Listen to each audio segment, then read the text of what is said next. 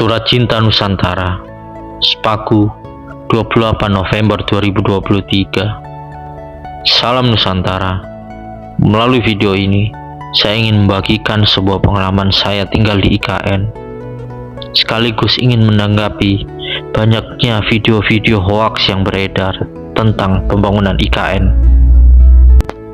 Dari sudut pandang saya, IKN ini adalah solusi yang tepat untuk mengatasi beban Jakarta yang terlalu berat, kemacetan di mana-mana, bahkan ancaman tenggelamnya Pulau Jakarta. Tentu, biaya memperbaiki Jakarta akan sangat mahal daripada membangun ibu kota baru dari nol, karena biaya pembebasan lahan di Jakarta saja sudah selangit. Tentunya IKN akan menjadi pusat pemerintahan, sehingga Jakarta bisa fokus menjadi pusat ekonomi. Saat ini pula, saya sebagai warga Kalimantan merasakan bahwa pembangunan di Kalimantan belum sebanding dengan banyaknya sumber daya alam yang dikeruk untuk memenuhi kebutuhan nasional negara kita. Kalimantan Timur sendiri saja memiliki 46% cadangan batubara nasional. Ada minyak bumi, gas alam, emas, perkebunan kelapa sawit dan karet, serta sumber daya alam lainnya. IKN tentu menjadi salah satu harapan kami adanya pembangunan merata di seluruh Indonesia. Karena letak geografis IKN yang menjangkau daerah timur Indonesia, yang kita tahu selama ini masih jauh tertinggal pembangunannya dibanding Pulau Sumatera dan Jawa yang lebih dekat dengan ibu kota Jakarta. Masih banyak anggapan bahwa IKN merusak hutan, padahal mayoritas lahan IKN seluas 256.000 hektar adalah hutan yang sudah tidak alami lagi, seperti hutan tanaman industri, eukaliptus dan akasia mangium yang ditebang dan ditanam setiap 6 tahun sekali. Dan juga banyak sekali perkebunan kelapa sawit dan karet di wilayah IKN. Dan banyak juga tambang batu bara, baik yang legal maupun ilegal. Dengan adanya IKN, semangat penanaman hutan tropis telah diwujudkan dengan mempersiapkan bibit dari persemaian Mentawir yang memproduksi 15-20 juta bibit per tahunnya. Di lokasi proyek IKN sendiri, saya melihat banyaknya penanaman pohon. Ini untuk mewujudkan visi misi dari pemerintah pusat dan otorita IKN bahwa 65% dari luas lahan IKN haruslah hutan tropis alami. Kemudian 10%-nya adalah lahan untuk pangan dan 25% adalah untuk bangunan. Pembangunan IKN baru bergerak secara masif awal 2023 ini sudah terlihat kemajuan pesat di lapangan. Ada 21 hunian tower untuk pekerja IKN yang telah selesai dibangun, 47 hunian tower ASN Hankam yang mulai dibangun, kemudian ada 16 gedung kementerian koordinator, ada 36 rumah menteri, kemudian kawasan istana kepresidenan yang meliputi beberapa gedung di dalamnya.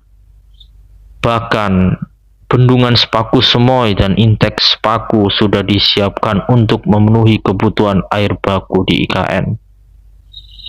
IKN akan menjadi kota yang penuh dengan perdamaian dan toleransi antar umat beragama dan berbagai macam suku bangsa. Hal ini bisa digambarkan dari desain pembangunan rumah ibadah 6 agama yang terletak berdampingan dalam satu kompleks di IKN. Pemerintah pusat dan otorita IKN juga banyak merangkul masyarakat lokal dan tokoh adat agar mereka bisa ikut andil dan jangan hanya menjadi penonton saja dalam pembangunan IKN. Banyak pelatihan dan fasilitas yang telah diberikan untuk kemajuan mereka. Pemerintah telah berupaya maksimal bahwa pembangunan IKN hanya memakai 20% dari APBN. Sisanya akan menggunakan skema KPBU, investasi swasta, BUMN serta BUMD. Tentu jumlah ini masih kalah jauh dibandingkan jumlah biaya untuk proyek strategis nasional di pulau lainnya. Di bulan September dan November, kita telah menyaksikan prosesi groundbreaking pembangunan di IKN oleh investor swasta. Pembangunan meliputi mall, apartemen, hotel, dan beberapa fasilitas lainnya seperti rumah sakit, sekolah. Itu adalah upaya agar pembangunan IKN tidak memberatkan APBN. Semua antusias dan menyambut baik pembangunan ibu kota Nusantara. Saat ini juga telah dilakukan pembangunan pembangkit listrik tenaga surya, dan di IKN nantinya akan banyak menggunakan kendaraan listrik dengan berbasis energi dari tenaga matahari. Tentunya IKN akan menjadi kota yang sangat ramah lingkungan dan bisa menjadi percontohan bagi kota-kota di Indonesia dan di dunia.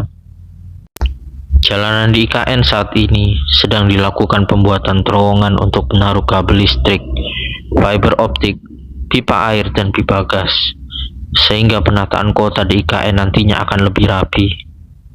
Lebar jalanan di IKN pun bervariasi. Ada yang lebarnya 100 meter, 50 meter, 40 meter, 30 meter, bahkan 20 meter. Saya menjadi saksi melihat bahwa jurang belasan meter dalam sekejap saja bisa ditimbun menjadi rata untuk pembangunan jalanan di IKN. Demikian melalui video ini yang bisa saya sampaikan. Saatnya kita sebagai generasi optimis sudah waktunya memberikan sumbangsi pemikiran dan tindakan nyata untuk kemajuan bangsa ini, daripada hanya sekedar mengkritik tapi tanpa solusi. Salam Nusantara, salam Indonesia maju.